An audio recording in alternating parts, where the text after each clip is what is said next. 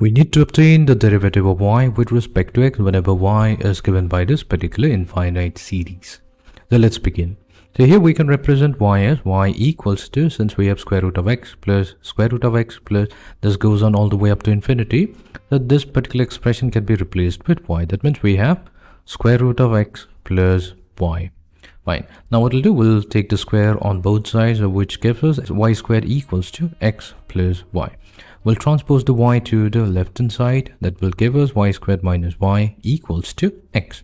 Now we'll take the derivative on both sides with respect to x. So we have derivative with respect to x of y squared minus derivative of y with respect to x equals to derivative of x with respect to x.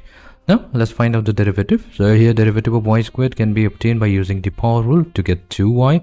But since we have an y here instead of an x, we'll use the chain rule and multiply it to derivative of y with respect to x minus derivative of y with respect to x equals to the derivative of x with respect to x. That's simply 1.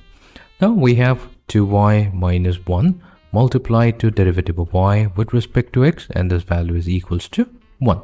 That means dy over dx, that will be equals to 1 divided by 2y minus 1.